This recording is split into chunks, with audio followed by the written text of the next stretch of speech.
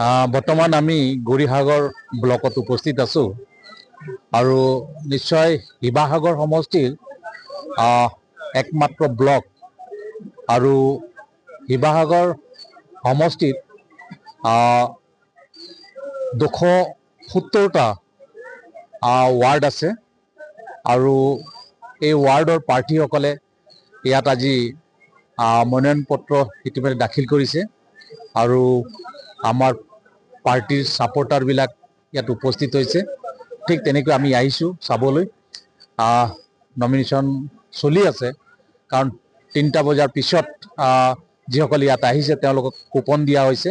হয়তো ৰাতি 7-8টামান বাজিব নমিনেশ্যন লওঁতে আৰু সেইকাৰণে আমি উপস্থিত আছোঁ আৰু নিশ্চয় আমি ভাবোঁ যিকোনো দলৰ কোনো প্ৰাৰ্থীয়ে যাতে নমিনেশ্যনৰ পৰা বঞ্চিত নহয় তাৰ কাৰণে চাবলৈ আহিছিলোঁ আৰু নিশ্চয় এই কথাখিনি আমাৰ ব্লকৰ BDOক এই কথাখিনি কৈ যাম আৰু নিশ্চয় আমি এটা ৰাজনৈতিক দলত আছোঁ ভাৰতীয় জনতা পাৰ্টি। আমাৰ 270টা ইতিমধ্যে আমাৰ প্ৰাৰ্থী ইতিমধ্যে আমি দিছোঁ আৰু বিশ্বাস আছে যে শিৱাসাগৰবাসী যথেষ্ট সচেতন ব্যক্তিসকল এই সমষ্টিত বাস কৰে আৰু আমাৰ দিল্লীত আমাৰ চৰকাৰ চলি আছে আৰু অসমতো আমাৰ চৰকাৰ চলি আছে আৰু সেইকাৰণে ডাবল ইঞ্জিনৰ চৰকাৰ চলাৰ বাবে আমি বিশ্বাস আছে যে শিৱাসাগৰবাসী ৰাইজে এইবাৰ ভাৰতীয় জনতা পাৰ্টিৰ যিসকল প্ৰাৰ্থী আছে তেওঁলোকক ভোট দিব আৰু আমি আমাৰ প্ৰাৰ্থীসকলক জিকাবলৈ সক্ষম হ'ম।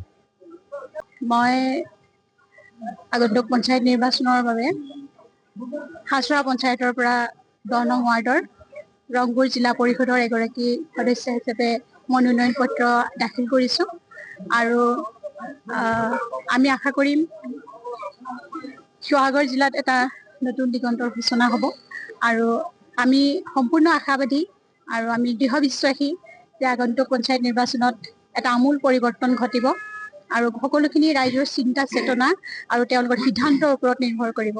ধন্যবাদ।